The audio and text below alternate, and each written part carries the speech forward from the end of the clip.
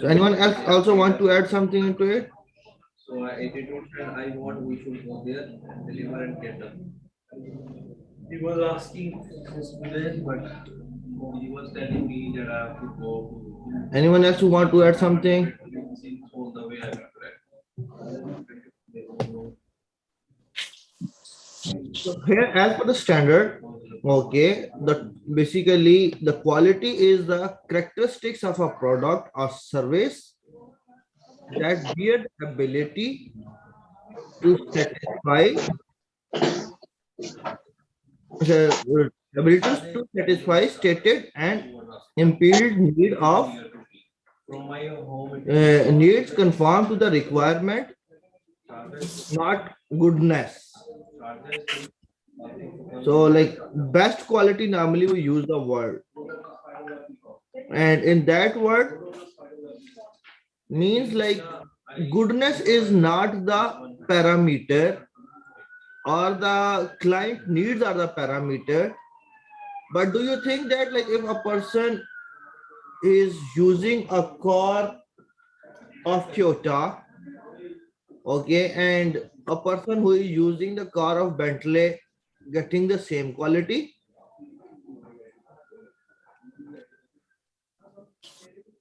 Basically, we need to understand the concept of quality. Quality is a totality of characteristics. It's not only the one parameter, what is the need and expectation of the customer. It is a totality of the characteristics. of the What is product, the require? Sorry? or as per the requirement. Yes. Okay. Fine. Could you please guys turn off the mic because there's a lot of discussion going on the back end. So please turn off all your mics. So it will be easy. So the quality is a totality of the characteristics, which is including the you can say the amount paid, the value of money, the value of the requirement, the process of delivering the product, the even like customer services, after sales services. So it is complete totality of the characteristics which we consider as a quality, which are having to the capability or ability to satisfy the need of customer and conform to the requirement. So it means like it is not about the only the customer requirement. It is a long process where you need to maintain some interconnective activities to achieve the intended outcome, and you are the one who is gonna defining the outcome. Sometimes your product is good, meeting the requirement, conforming the standard, and everything is going fine. But still, if you think about the costing, so costing goes very high, which make the customer dissatisfied. I will give you the example. Like for example, I have a water bottle in my hand, okay, and everywhere I am getting it at 1 dirham price, okay. But same water bottle, if I go to buy in somewhere in marina on the beach side, so probably I will get it the same bottle in 10 dirham. So product is same, consumer is same, but the price make me dissatisfied. Yeah, what is this? Like I am getting the same bottle, which is the cost is 1 dirham, but I am getting in 10 dirham. So it is like dissatisfaction. So the giving the value to the customer money is also very much important. A one person who is spending the amount of Toyota Corolla cannot buy the Bentley in the same cost.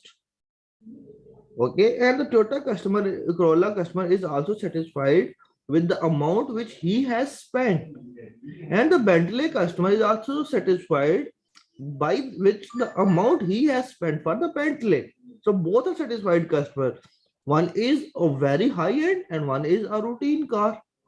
So it is about to the customer satisfaction, customer requirement, and also like the value to the money which you are taking from your customer. Are you giving the right value? The amount which you are getting is uh, appropriate and rightly address.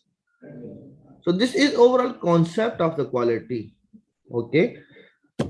So sometimes we need to address the quality from the VOC. Basically, this is VOC means the voice of customer.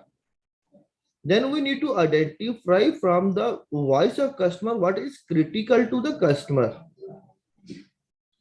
From the critical to the customer, we mark it as a critical to the process. What is the critical to the process is critical to the quality. And on that basis, we are going to check the quality parameters, and then it is translated to the product. So this is a complete chain of implementing the quality starting from the voice of customer. Okay, but sometimes the voice of customer is not really clear. So you need to develop a mechanism to identify the voice of customer. Agreed. So this is overall, like you can say, the basic of the quality management. Quality, like you need to understand what is the quality and what is the quality management system. So quality management system is giving you a continual improvement mechanism where you need to develop the system where you are producing the quality product or service and you are continuously improving.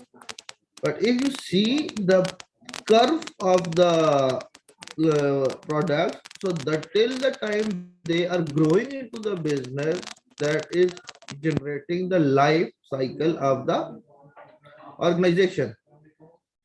So quality management system is always keeping your business, and the continual improvement is a fundamental where you do the preventive corrective actions, and you whatever the mistake happened right one time, so it's not being repeated. So you develop a mechanism where every time you are improving your management system and you are not repeating your mistakes. So the as far as the time moves on, so your progress goes high, your management system become more strengthened, and the chances of our of errors reduce. So the quality is not an incident or it is not an accident.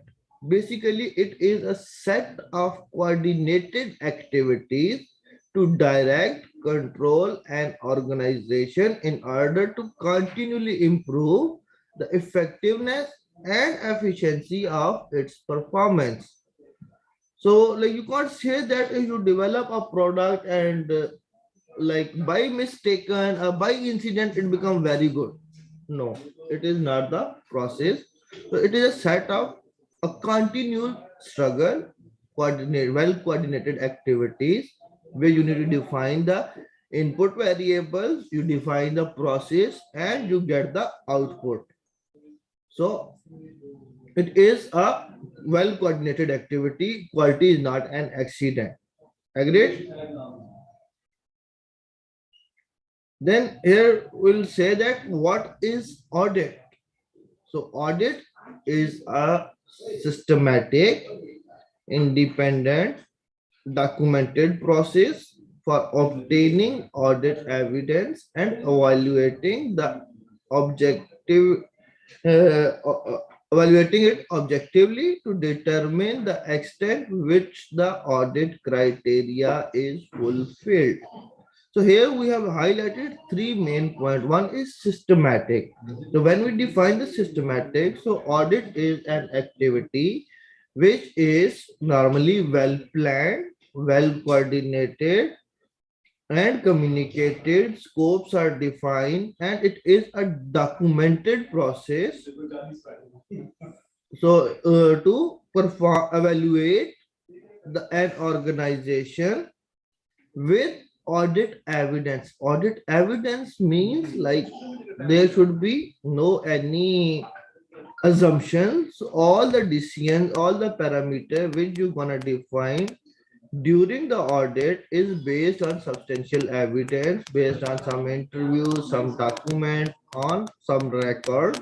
So then only you can give the somehow verdict after the evaluation of the objectivity basically. And the audit criteria is term here used, which is called the normally the standard. Okay, like if you are conducting the audit against ISO 9001 quality management system, so your audit criteria is quality management system.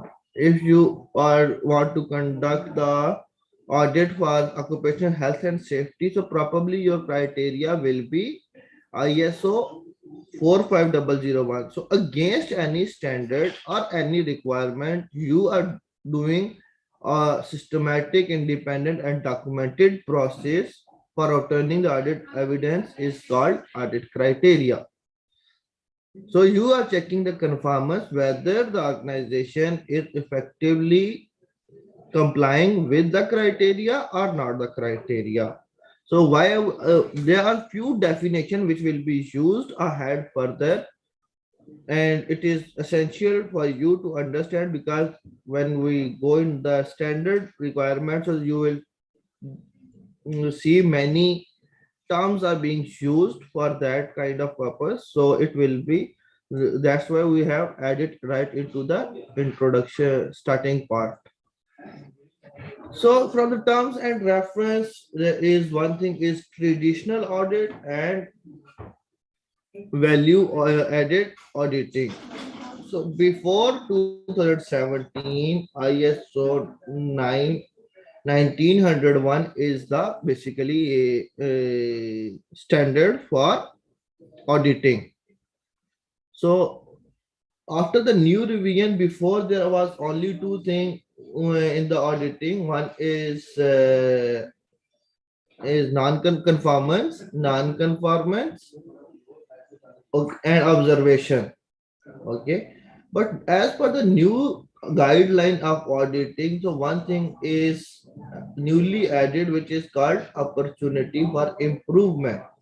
So whenever you are doing the auditing and you find that okay, that are complying with the requirement, but there is still room for improvement in the industrial best practices, so you can give them the opportunity for improvement. It is called OFI as well. So that is also becoming the part of auditing.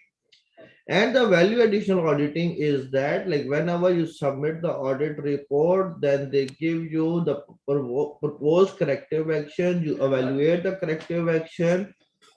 If it is right corrective action after identifying the right root cause, so then they go for the closing. So this process is called the value added auditing, and this auditing is also based on the evidence base, and particularly in value added auditing, so post audit activities are also matters a lot, particularly closing of the non-conformances. The different terms will be used further in the standard is documented information. So documented information is the set of document which gives you the complete brief of quality management system, like procedures, forms, SOPs, format, and there are particular database where you can extract the information for the decision making.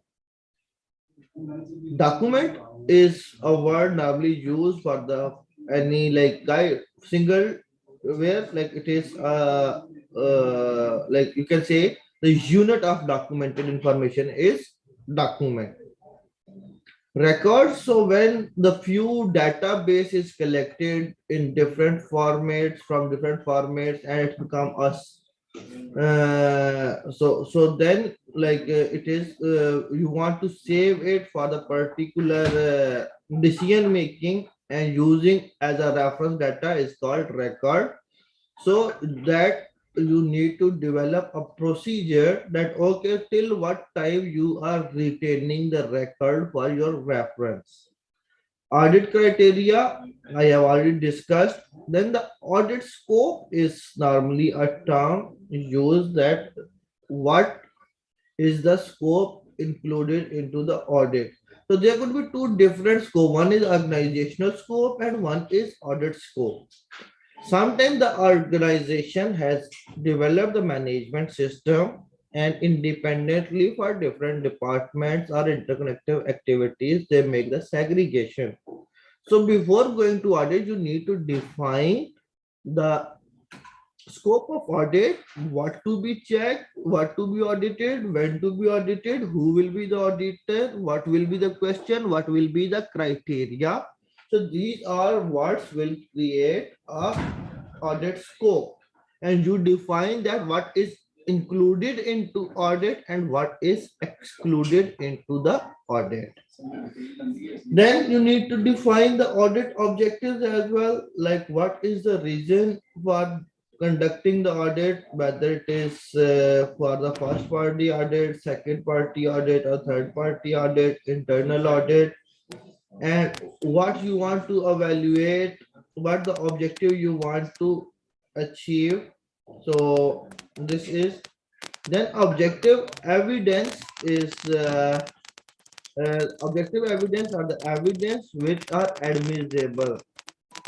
So it should be a concrete evidence where which can help you to define whether this particular activity is conforming with the requirement standard requirement or not. Any evidence which cannot give you a clear picture that whether it is conformance or non-conformance is not considered as an objective evidence. It's called vague evidence.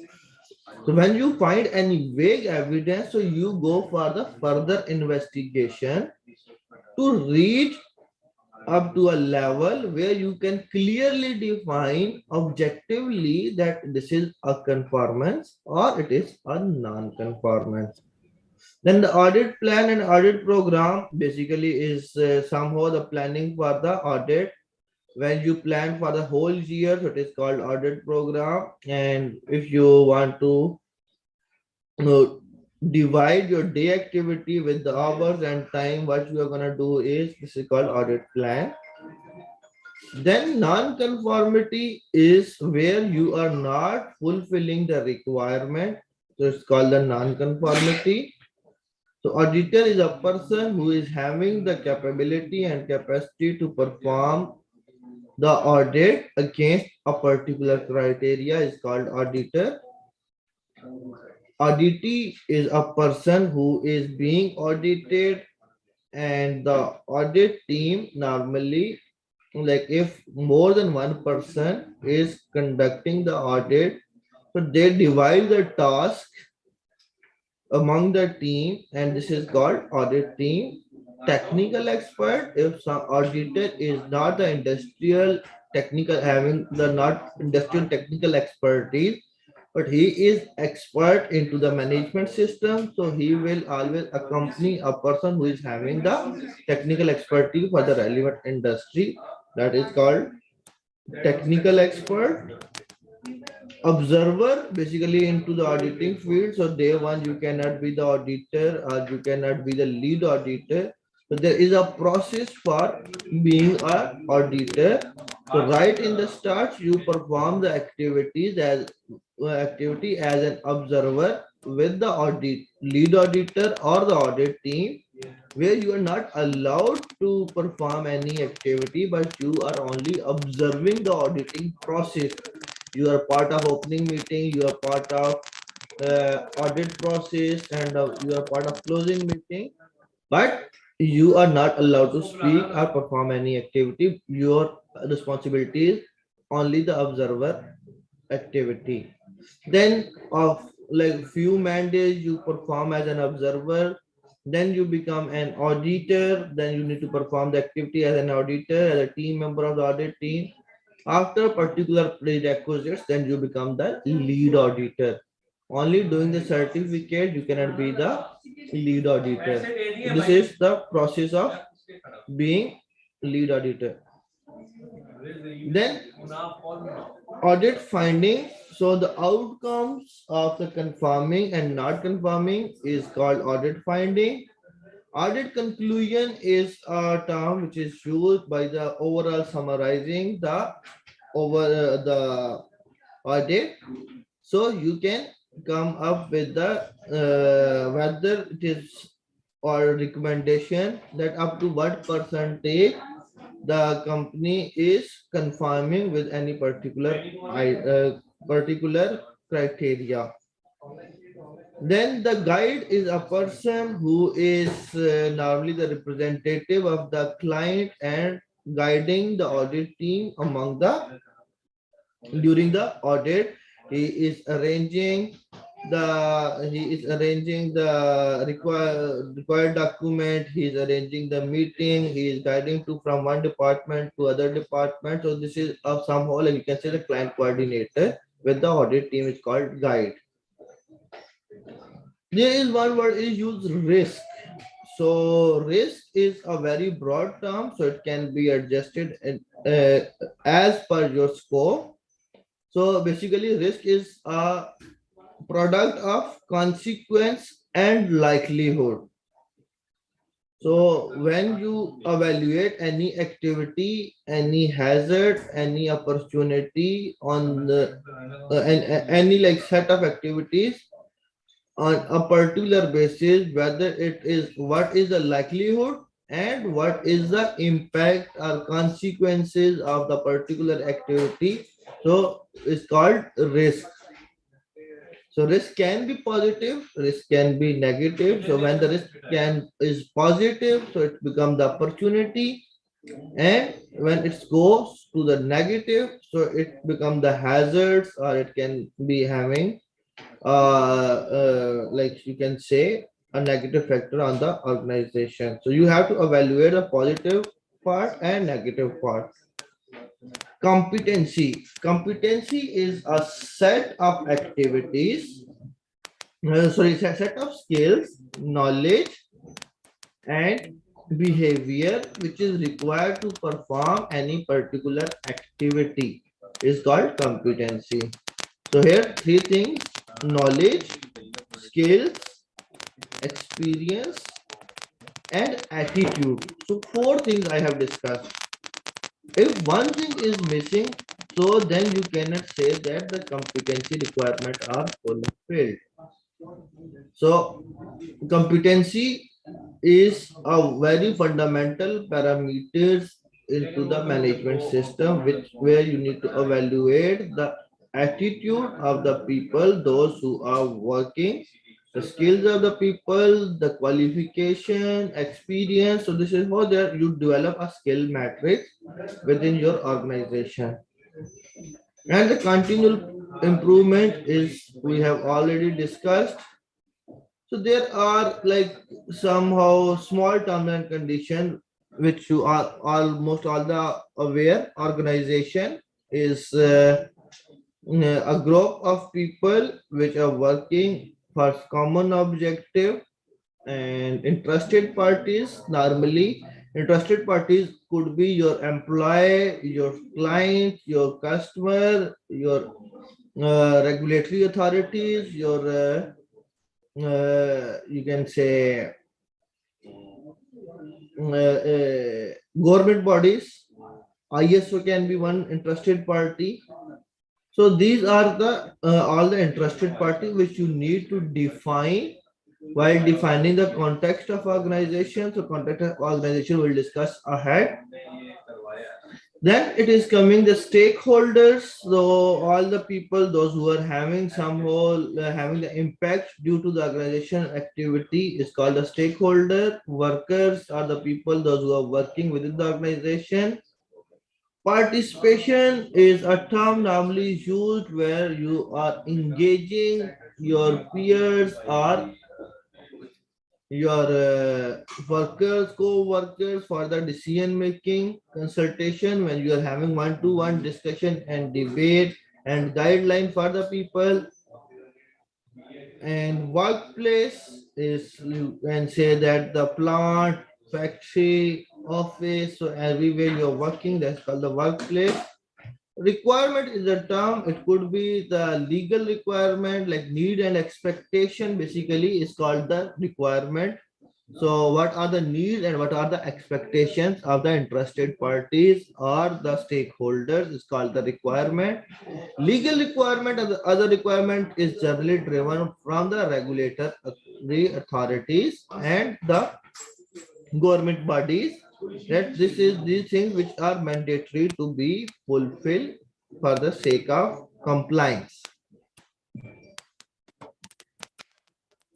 So what is the purpose does a management system serve? So when we're talking about the management system or specifically like quality management system, so it is having a fundamental, like if you say that your organization is ISO 9001 quality management system certified.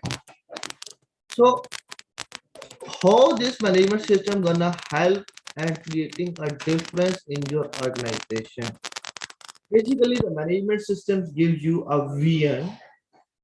It gives you a forward thought where you are thinking and you are setting the goals, objectives, and targets. You are developing the strategies to achieve them. So these all the activities which you normally doing when you are having a management system in place within the organization. You set the standard for the employees, like you are making the competency matrix, you are defining the skill levels requirement for each and every designation. So this is how you are improving your the capabilities and competency of the employees, and it really helped to generate the motivation within the organization. As far as the organization is developing the goals and objective for themselves, in the same way the employees are also setting the goal for the improvement for themselves. They are also having a defined career path. They know that okay, this is my current level and after 3 years I can see myself on that particular position. So they can develop their growth plans as well. They can set their targets to do the gain the skills and knowledge through certification, and they can help each this is really like helping for the growth. Then like direct the corporate culture as well, like you are having a complete SOPs and procedure. So here someone is asking to share the PPT, so I'm sorry we cannot share the PPT.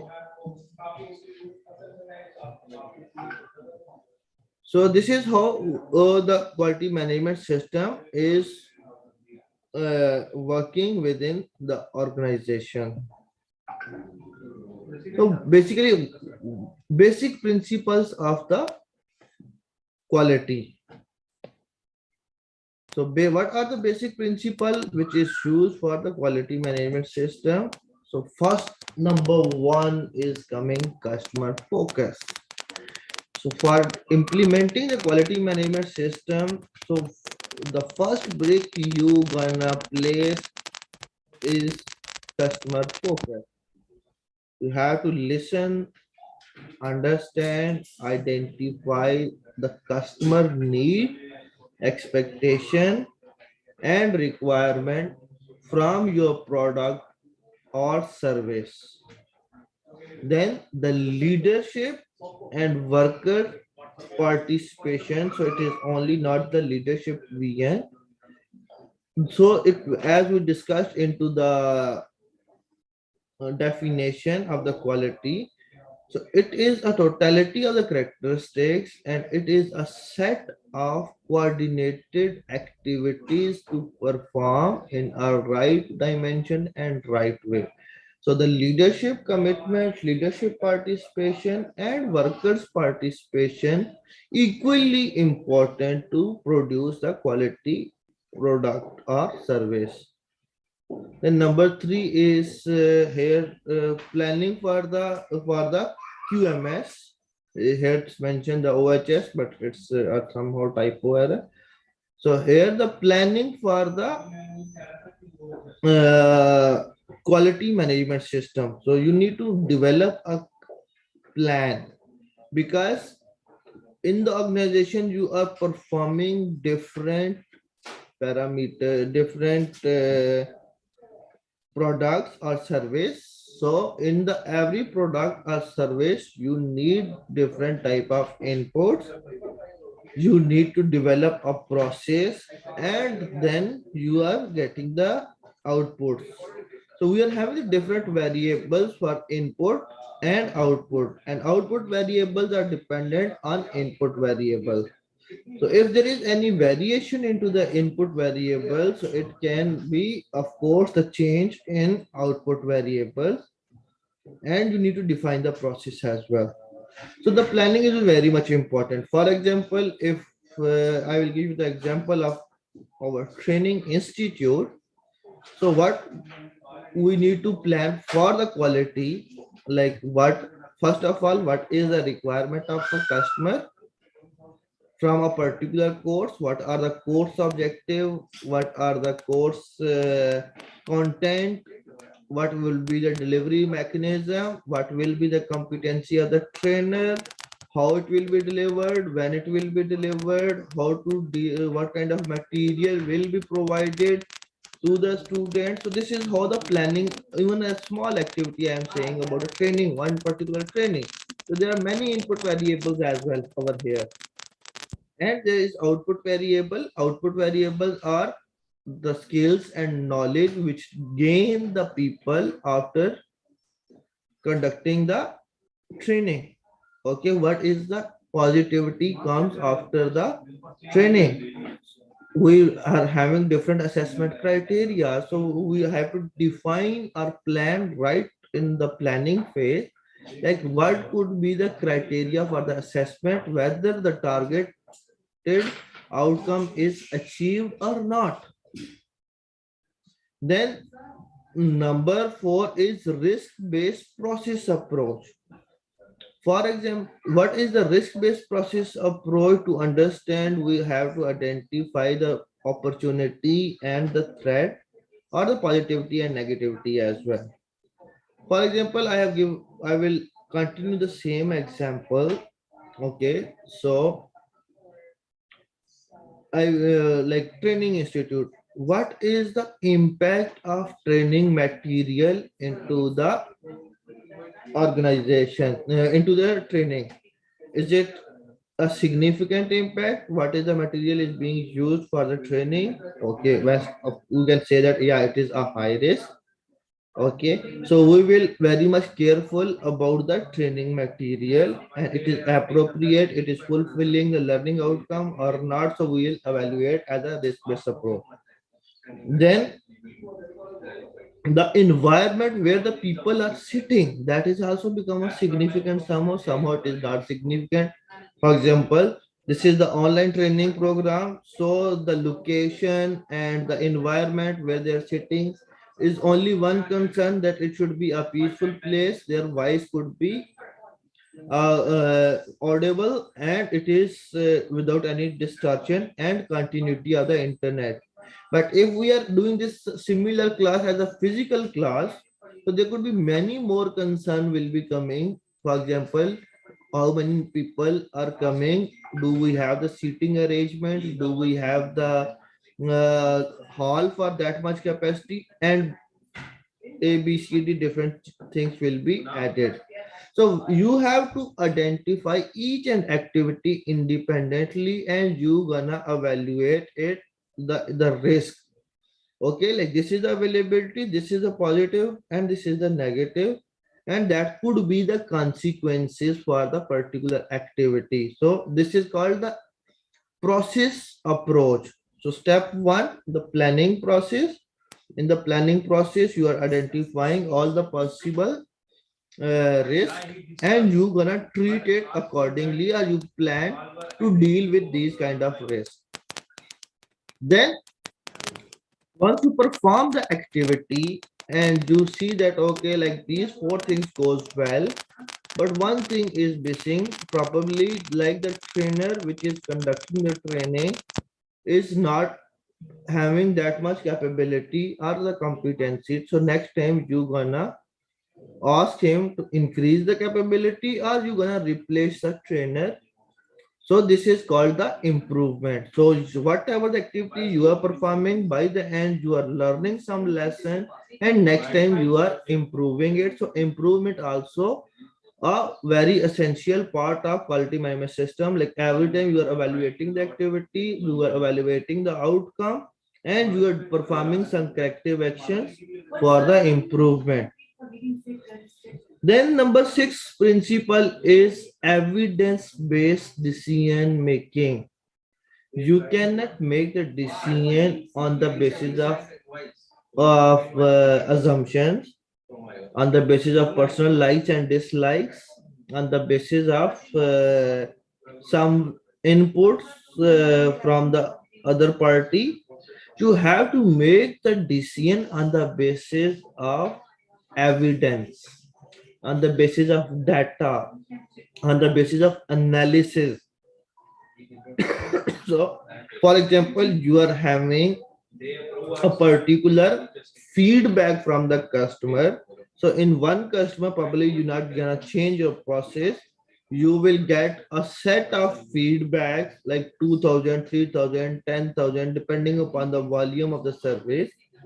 You will evaluate the all the feedbacks on different parameters and then you will come up the conclusion that this is the particular area where we are strong, this is the area where we are need some improvement. Then you do some corrective action, you do simulation modeling, you do the you can say MSA, and there are different tools are being used for the FMEA is also a tool. You do the root cause analysis to reaching the and you can come up with the solution and decisions. Then the number seven is coming the principle of the quality management system is relationship management. Whether it is a personal relationship, it's a professional relationship, it's a vendor to vendor relationship. So this is a very much important factor in the quality management system because as in the definition, I told that it is a set of coordinated activities. It is not a single activity independently and isolatedly. So you are dependent on your suppliers, you are dependent on your subcontractors, you are dependent on the many people, those who maybe labor supplier, maybe your neighbors. So you need to develop a really positive and good relationship management system around your surrounding. Maybe the relationship with your customer also. So these are the seven fundamental principles of the quality management system which you need to translate in your organization. Again, so moving further, we will come on the clauses of ISO 9001. So clause 1 is the scope, which is like normally defined on the standard first page where the purpose of the standard, reason and normative reference like from where it is driven. And the clause 3 is coming the terms and definition, so which we covered all the terms and definition right now, like auditing, internal audit, what is auditee, what is auditee, what is client, what is customer. So these are things, term and definition we already covered. Class 4 is the context of organization. Basically, that we will go into the detail in next slides: leadership, planning, support, operation, and performance evaluation and improvement. Basically, that is a high level structure right now in every standard. If you put this particular part or jargon of the standard, so every standard you will find these 10 classes available. Okay, but the internally the knowledge and the practices are different from standard to standard, but high level structure is same with the 10 classes. So here it is coming, the context of organization is coming under the understanding the organization context, understanding the need and expectation of the interested parties, determine the scope of the quality management system, and the quality management system is having a journal and process approach. So if we say that how to define the context of organization, so you need to define what is the business activity, what is the target customer, what is kind of product you are using, what kind of process you are using, what is the technology you are using. So you need to understand what is your competitor strategy, what is your strategy, how what is the market leader strategies. So you need to identify your justify your place into the market as per location, availability of resources, application of the legal and other requirement. So you are gonna understand your organization level. Then you need to understand the need and expectation of interested party. What is the expectation of the client? What is the expectation of the worker? What is the expectation of the regulatory requirement from your organization? And you develop a strategy to comply with all the requirements. Then determine the scope of quality management system. Means, for example, you are a service provider company. Okay, you are taking the services from someone and delivering to someone else. You are buying the product from one party and delivering to the other party. So maybe design and development will be excluded from the scope because you are not designing a new thing, you are not doing something prototype. So it will be considered be excluded. But if you are designing and developing a new product, new idea, you are bringing some innovation, then design and development will not be excluded. So that's how you defining the scope. Like what are the department will be included, what are the vital services where you are more focused, what are the support services. So that's how you are defining the scope, understanding the context of organization and determine the scope of quality management system. Then class 5 is all about the leadership commitment, quality policy, and role and responsibility. Overall, it is the responsibility of the top management to drive the organization in a way where the journey of organization goes to the progress and prosperity.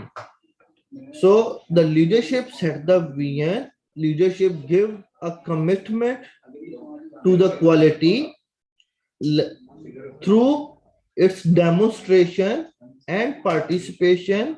They develop the quality policy, they endorse the quality policy, and they implement the quality policy. They communicate the quality policy on each level of the organization, where the people will come into the to a state of mind that they can translate this quality policy to the process and the product quality. So it is also the responsibility of the top management to define the roles, responsibilities, and authorities on the different level of the organization and hierarchy, and define their contribution to the quality management system. So this is the class 5 of the quality management system. So this is a very small, you can say, like session. We are doing it for 1.5 hours. Even like if quality is a topic where like a person can speak for 4 5 days, 10 days, 20 days, and there is a PhD thesis also on the quality management system. But like yes, it's we are having a limited time, so we are giving a limited information. So which is almost covering the fundamentals of the standard. Clause 6 is about the planning. In the planning, you need to address the risk and opportunities. For the process, you you define the quality objectives and plan to achieve them, and planning for change. Like if any change into the process, any change into the context of organization, any change into the customer requirement, any change into the legal requirement, so you have to prepare yourself as per planning, as per changing requirements. So you have to make a plan for change also. You need to define the objective, quality objective, like what is the quality objective you're gonna achieve. It should be smart objective is a term normally used, simple, measurable, realistic, time bounded. So you gonna achieve with, and you plan to achieve them, like you identify what are the resources required to achieve the planned objective, what could be the strategy, which people will be involved, what will be the be the requirement for the competency, maybe what is the change into the material or input. So you are doing different activities and you make a strategy to achieve the objective and target which you have planned. So this is all a part of planning. So here the clause coming sport, class 7. So what is the 7.1 is about the resources. Without the resources, you are having the best plan, but don't have the resources. So that planning does not have any value for the organization. So it is the responsibility of the top management to provide the resources, allocate the resources, or make the arrangement for the resources which are required for the organization and the quality management system. So then 7.2 is coming competency. So as we did have discussed into the earlier slides, like what is the competency? Basically, it is the skill, knowledge, and also attitude, experience. So is to perform any particular activity is called competency. So the person or the individual can be competent, considered as competent, who is having the required knowledge, skills to perform that particular activity. So he will be competent enough for that particular activity. So when you are developing the management system, you are having a different set of different set of you can say designations, started from the chairmen, then directors, then managers, then assistant managers, then engineers, a different level from starting from the CEO or top management to the level where the people are performing different level of hierarchy, different activities. So you need to define a competency matrix for your organization. For example, you are having a designation in your organization as a helper. So being a helper, what are the skills he required to perform his activity that should be written on a level? Same, what are the what are the skills or competency requirement to perform an active the job of a manager? What are the skills and expertise are required for to perform the job of a director? So you need to develop a skill matrix And in that skill matrix, you write down the designation and then you write down the required skills to perform that particular job. So it is not only for the general designation. For example, you are having the electrical inspector, you are having a mechanical inspector, you are having a lathe machine operator. So every designation required, any particular job required a particular skill set. So you will write down the skill set and of that job requirement. From that part, next step, you will evaluate the people whether these people are having that particular skill set or not. So this is how your competency matrix is working within organization. And if you find the gap between the skill set they are having and the required skill set, then you develop a plan to gain these skill set. So this is how step by step the process is adding. Then you, on that basis, you develop then different training plans and competency elevation program. It could be on-job training, it could be a third-party training, or it could be like working under the supervision. So there could be different strategies you can employ to elevate the competency level of the people. Ultimately, when the competency of the people will be elevated, overall effectiveness of the organization will improve. Then the third 7.3 is coming the awareness. So awareness for the quality, awareness for the to the people that how the quality is important, what are the vital role they are doing in the process, and how much this role is important towards end customer, because it is a chain. So in a chain, every ring is having its own capacity and capability, and it is supporting the whole chain. So being a chain, they should be knowing what is their role, their responsibilities, their performance indicator, the expectation and need of the organization from that particular worker. So that should be aware, and he should be aware with the importance of quality. So you need to develop different awareness mechanism like job description, inductions, and the quality seminar, job quality requirements. So these kind of different things. Then quality control circle, QCC circle, suggestion schemes, verbal communication, non-verbal communication, charts, different programs you are launching into the organization to improve the quality. So this is how you are generating the awareness, and the standard is saying that develop a mechanism to generate the awareness within the organization through communication and participation of the worker on different levels.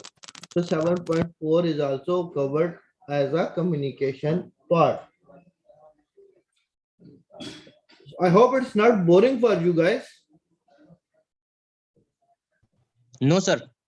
Okay, so I would like to request you to turn on the cameras, everyone, because we need to take some attendance and pictures for it.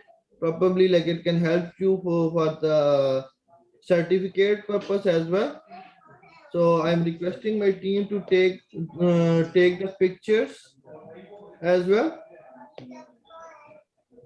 So please turn on your cameras, everyone.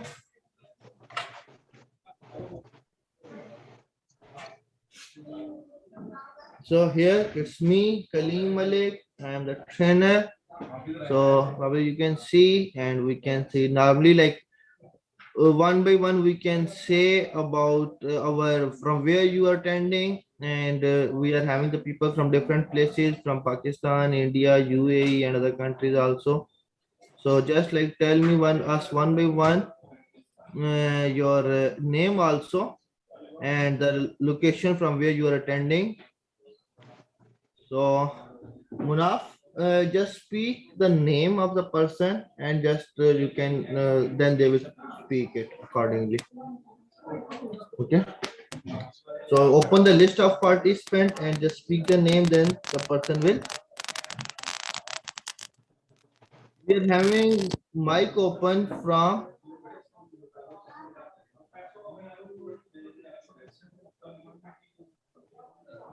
Prostomas. Prostomas. Yeah, this Please is turn off your yeah, mic. Yeah, yeah. yeah. This is Purushottam. Okay. Right now, I'm in Saudi Arabia and working as a food safety auditor. Food safety auditor. Okay, so Munaf, just continue yourself. So we are having Mr. Adil. So I think his camera is off.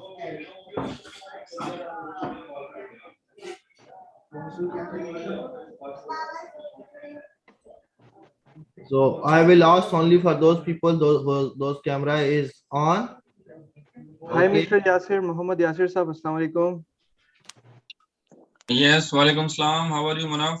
Alhamdulillah, sir. Yes. So here, Mr. Yasir, sir, Mr. Yasir is working in a QC. He's working as a QC manager in Unicap. Yes. Okay, but see, like he can introduce yourself. So, Yes. Yes. yeah, no problem. Yes, tell me. Yes, Mr. Yasir. You are Yes. from?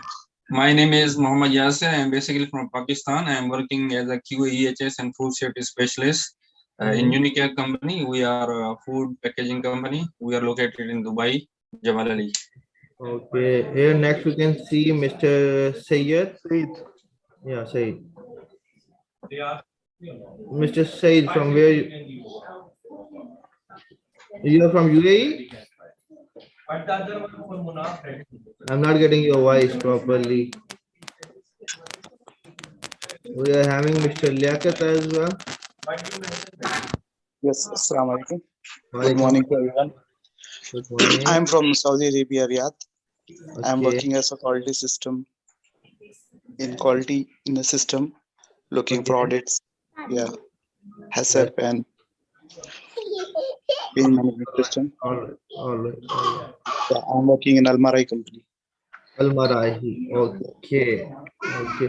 We are having Mr. Salman Raza also.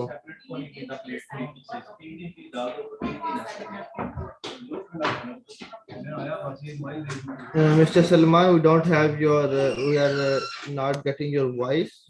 Now audible? It's audible now? Yes, yes, yes. Yeah. I'm working in NFFP Al-Waha, Riyadh, undertaking in Wataniya Industries. And this is the unit of food and beverage company. All right, all right. As a All quality officer. okay. Okay, fine. So we are having Mr. Anand also. So Anand, from where you from? Hello, sir. Myself, Abhinav. I am from India as working as a food safety coordinator in a bakery industry. Okay. So here we are having Mr. Muhammad Abid Al Rahman.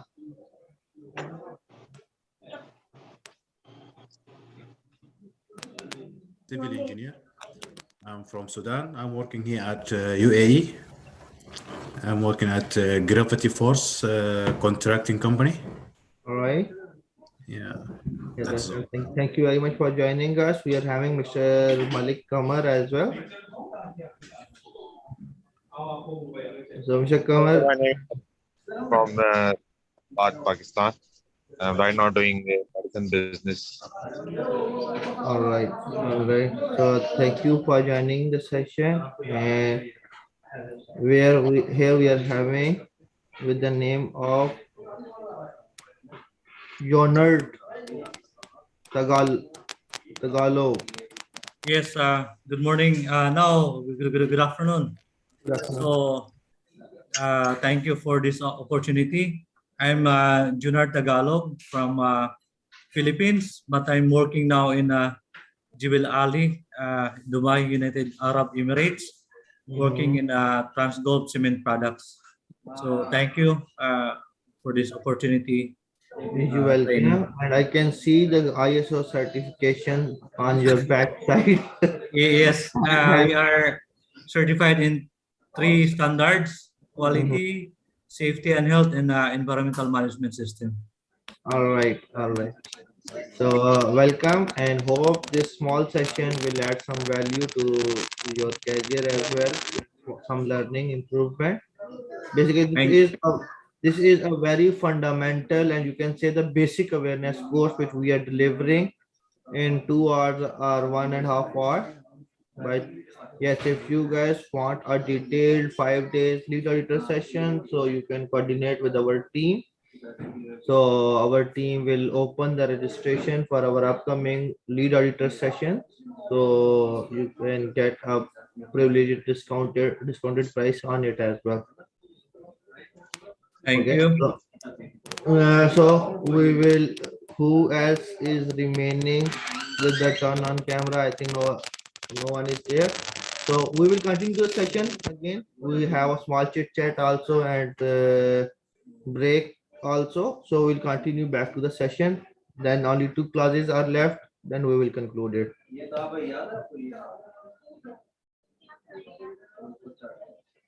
No, we are having one guy, Mr. Salman Raza.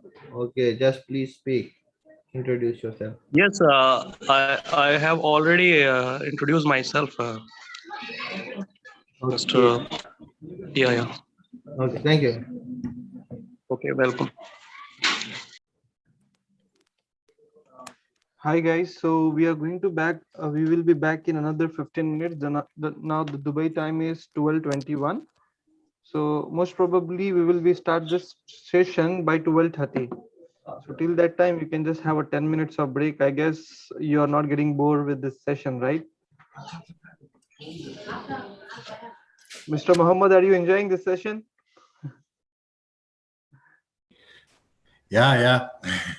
Alhamdulillah. Thank you for your meeting. Same here, Mr. Muhammad. So we will be joining in another 15 minutes. Till that time, we can have a short break. Yeah, you can just keep your camera on. So where once the trainer will come back, I hope I don't want you to miss any part of it. So just take a 10 minutes of break and we will catch you up. We'll catch you back in another 10 minutes. Yeah. Okay, actually, I'm at work now at site. Oh, If I I'm so sorry. after 20 minutes or 30 minutes, no problem. Huh? Okay, sir. Okay. Thank you so much. Enjoy. Thank you.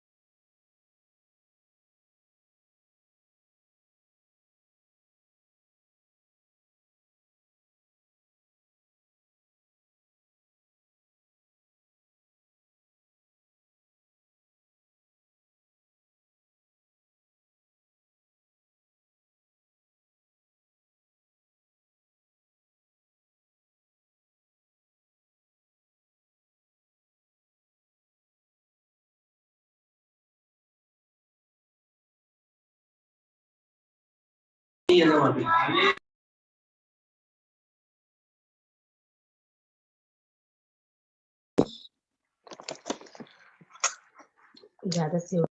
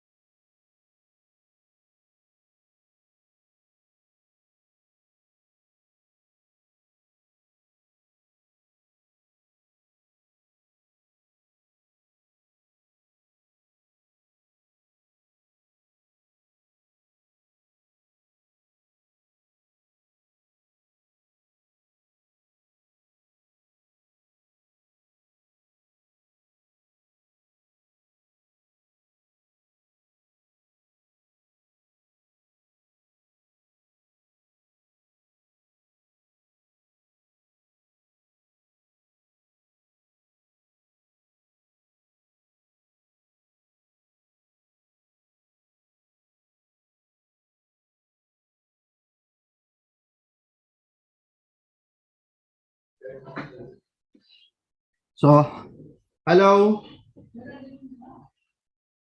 everybody here. Yes, hello. Yeah. So we're gonna start our session with the class 8. Class 7 is completed. So the class 8 is all about the operation. What are the operation are being performed within the organization? Every department has its own operation, so we need the operational planning and control. For example, you are a manufacturing company, so you are having the production plan, you are having a storage plan, you are having transport plan, you are having the plan for purchase plan. So there are different plans you are having within the operation. So you need to develop the plans for the complete operation. You need to determine the controls on each and every plan, that what are the quality parameters you are looking for. Particularly in the food industry, I can see many people from the food industry. So you have a very critical FMCG requirement as well. Like what are the quality parameters which you need to maintain to keep the food in a like you can say meet the requirement of the client and hygiene and everything. So you need to develop a lot of control. So I am not a food expert, so I can't go in detail into it, but just for as a quality perspective, so you need to identify all the critical point to the quality, and you need to address the control to meet that critical requirements. Then determine the market need and the interaction with the customer, the thing which we were already discussing, like voice of customer to critical to the customer, critical to the customer, to the critical to the process, then the critical process to the critical to the quality. So this is the how you are determining the market need and expectation, and you are developing your procedure to address it. Then the control of external provision of goods and services. You are not performing all the activity by yourself. Just 1 minute, actually there's some discussion on the back side, so let me stop them.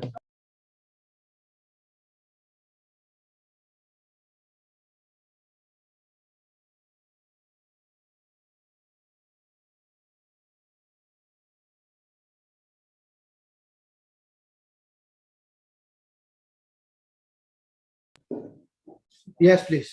So the operational planning process, you need to control the external provision of the good and services. Sometimes we are having the contract subcontractor, we are having some outsource. So we need to define the procedure, or we need to have a particular control that all the products and services which is we are receiving from the subcontractor and the service provider, because their performance is having the direct relationship with the performance of our own organization. If there are any variation from the external provider, so it can create a variation in our services as well. Development of the goods and services, we need to improve our service quality, we need to improve our products as well. And then this is the step we need to continually develop and improve our product and services. Then production of the goods and provision of the services, we need to develop the control on that area. Then release of the goods and services, like how to transport, how to deliver. So we need to develop particular controls, operational controls for the delivering of the services and delivering of the products. We need to generate the identification number. We need to develop the mechanism of the service delivery or the delivery of the product. Then developing the mechanism for non-conforming goods and services. Like if we are having the rejected good, or we are having the complaint in the services, so how we are dealing with these issues and what are the corrective measure we are doing. If we are receiving back the non-conforming goods, so what is the procedure to receive to the store and to dispose or rework these kind of product. Like normally in food item it got disposed, go for the disposal, but in manufacturing industries, somehow other industries where the products are not the food item, so maybe they do some rectification and resend it to the client. But all these products and services, you need to have a clear written procedure, identified procedure, and then you need to identify the root cause analysis, and you go for the improvement, that this kind of mistake should not be happen again. So this is for the class 8, and the class 9 is also very much important and very much, you can say that somehow like the planning is a backbone of the management system, and this is you can say heart of management system. This is called monitoring, measurement and analysis. Like when you develop the management system, you plan for the management system, you have implemented the management system within your organization, you develop procedure, you develop SOPs, you have made the management system streamlined. But after a particular interval, you need to evaluate the effectiveness of your management system. So there could be different ways for the monitoring, measurement and analysis. It could be uh, different, like sometimes software based, you are having a particular data set is coming from the software or the machines. Sometimes you are evaluating, you are doing the current active monitoring, like you are having a quality inspector, QC department, those who are checking the on the shop floor production line each and every product, and they are picking up the like the product which is not fulfilling the quality. So you are having different quality check on your assembly line or a service line, right? And you are making sure that any product or service which is not conforming with the client requirement should not be delivered to the client, and before it should be segregated. This is an active monitoring system. But when we go for the measurement and analysis system, so you are dealing with data. Okay, you are having different measurement system, you are having different measure gauges which need to be calibrated as per the standard requirement. Like you are having temperature gauges, length gauges, any measuring equipment you are having, so it should be calibrated. Okay, because the result of measurement system is a base for decision making. If your measuring equipment is not appropriate or not giving the right result, so it can directly impact your decision making. For example, you are having a room temperature control on like 14 centigrade. Okay, but actual temperature is 20, but your gauge is showing 14, so means it is giving a wrong picture. So that's why the calibration of these kind of equipment is very much important, because it can destroy the whole process. Then you can do the analysis of the, for example, rejected products. In the analysis, for example, your 1000 products from the daily production is rejected. So you will check the data and you do the analysis, like how many products are rejected, what are the majority reason for the rejection. Then you make the correlation with the root cause, you identify the significant root cause, and then you perform the corrective action. So this all process called the analysis and the evaluation of data. That is my favorite job. I love to do it because a part of Six Sigma. and I'm Six Sigma black belt as well. And I used to do these analyses on different production lines for the products and services. And even like I did some activities for the banks for the rejection and all that data analysis. So yes, if anyone interested for the more advancement into their career, so they can go for the Six Sigma green belt at black belt level as well. So this is like monitoring, measurement, and analysis. Another tool of performance evaluation is internal audit. So as per the standard requirement, you need to develop a mechanism to perform the internal audit where you are make an annual audit program for the whole organization. So minimum requirement is to perform minimum one internal audit in a year, but you can increase the frequency as per your requirement and the nature of business and the criticality of the business. So, but minimum requirement is one. So you have to perform an internal audit. You need to make an internal audit team. You must have one internal auditor who is competent enough to perform the internal audit and make the report.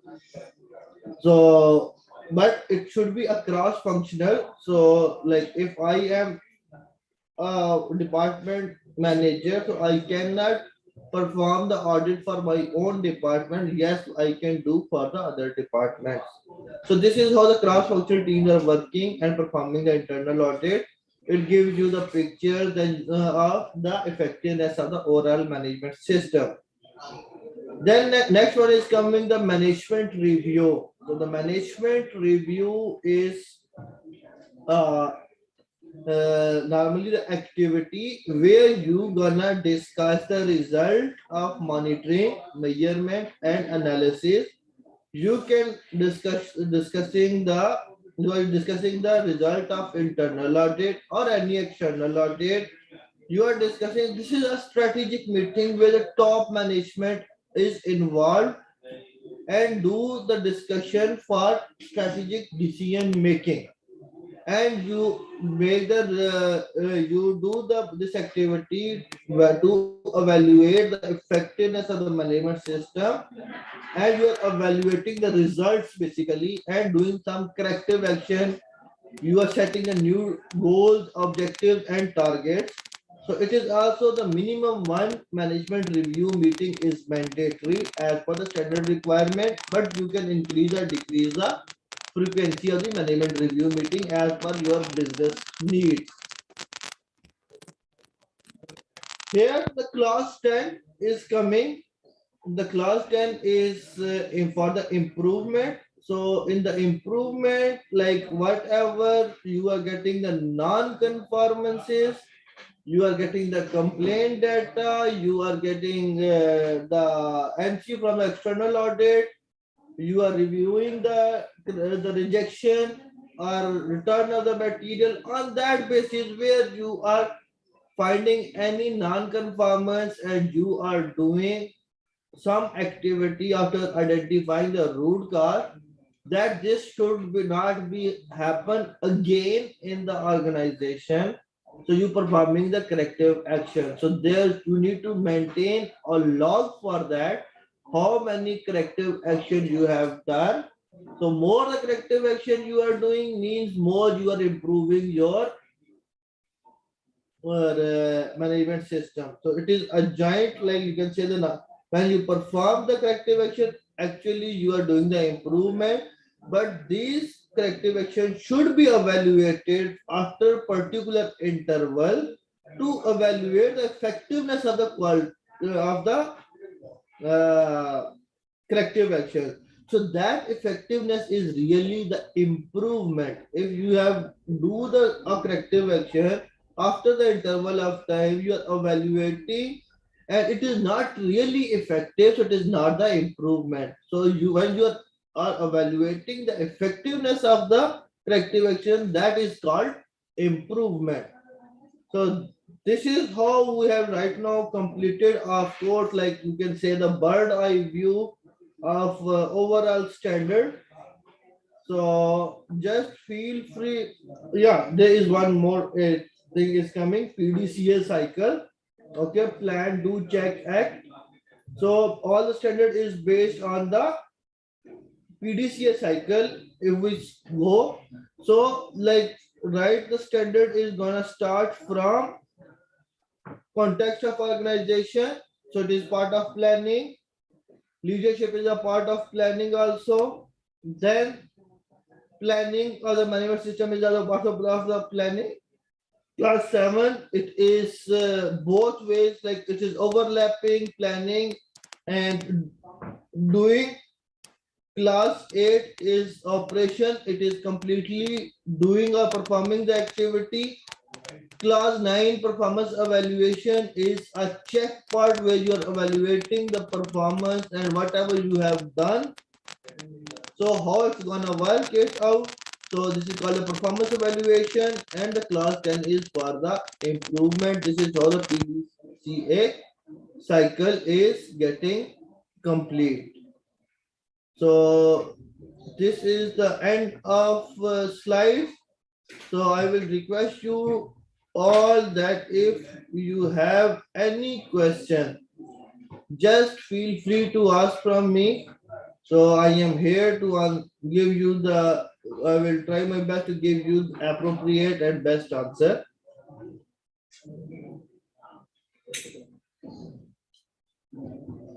So if you don't have any particular question, so then we will just close it out. So I will encourage you to ask the question, at least one question every person. So it will help you for the learning perspective as well.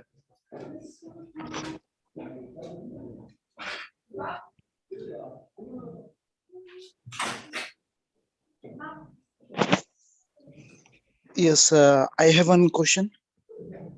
Yeah, sure, please. My question is regarding the that is sixth clause, planning. Yes, okay. The planning, there is like changes in the organization, or so we are monitoring and how we are controlling. So okay, for that, as it's a very, means you can say, a broad term for all the organizations to manage these changes, and how to perform, means how to control the changes and move accordingly based on the changes, continue our business. So how to manage that changes, because there are many frequent changes and it's affecting other okay, things also.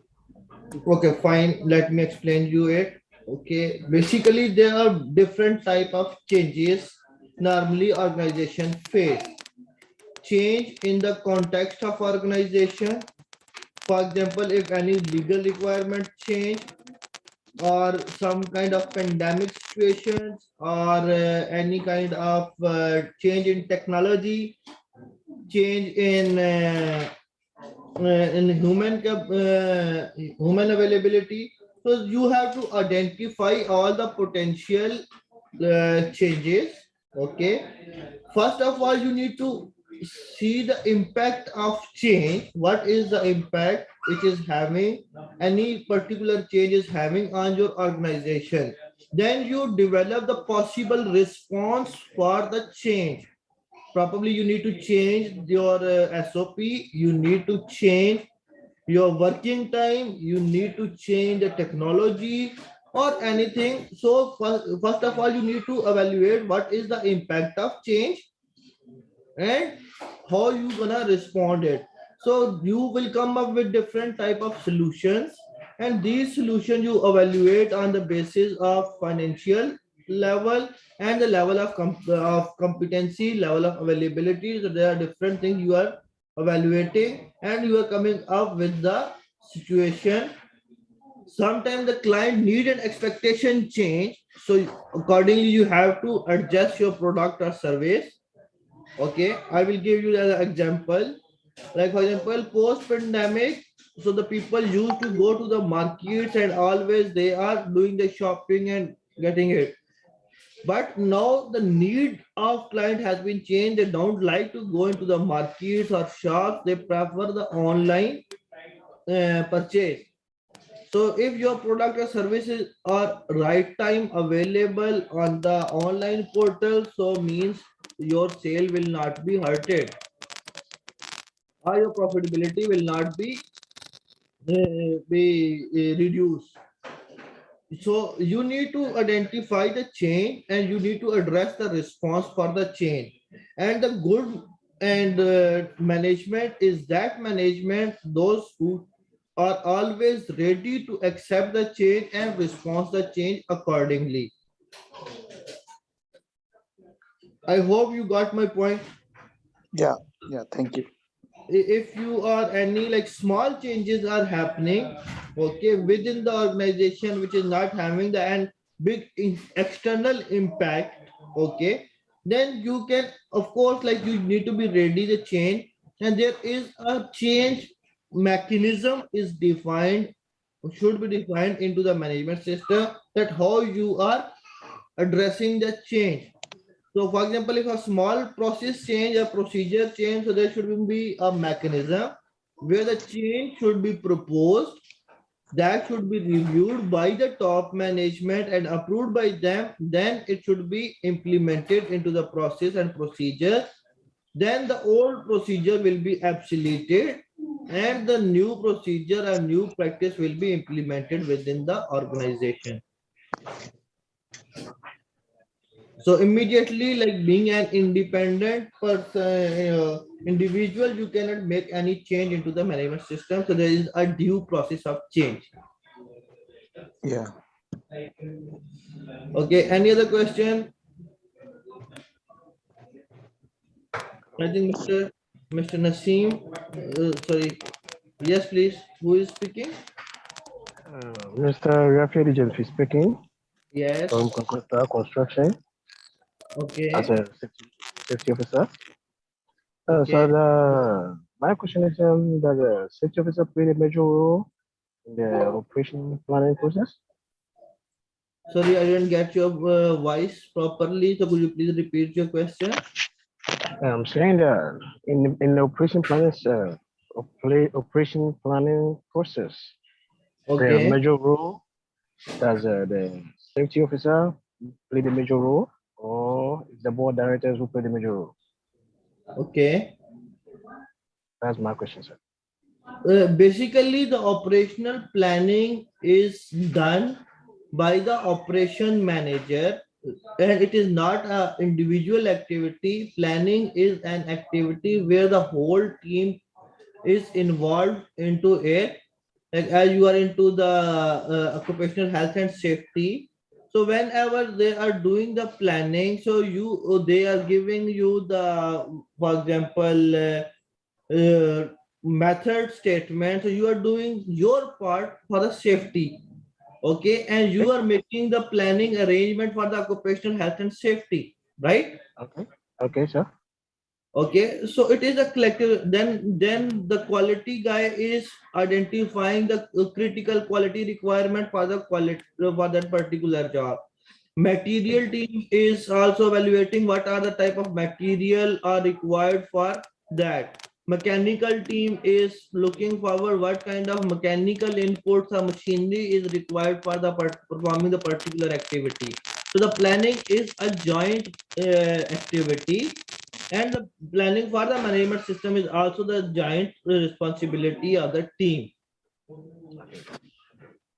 Okay, where everyone, because it is a management system and it is not a solo flight. It is always like the as much people as my department is involved. So then you can add that much value. Okay. Okay, sir. Well Okay. understood, sir. Thank you. Any further question, please?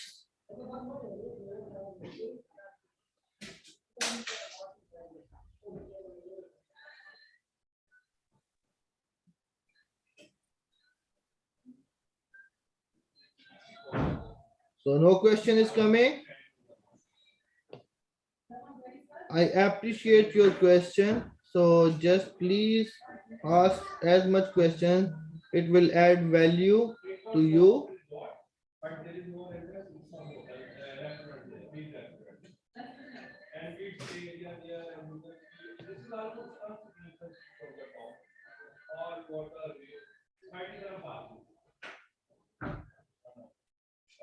So thank you very much guys for joining us for the session.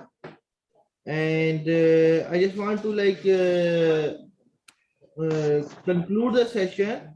Okay. And we are the TMC Management and Safety Training. We are conducting the trainings for occupational health and safety. We are approved institute from the KHDA, approved from Dubai South, Tarakis, Dubai Municipality. We are doing the training into the food safety. We are doing the training on the lead auditor courses for ISO 9001, 14001, and 45001. So I would like to encourage you guys to to develop your careers. These certifications are very much important, and we can encourage you guys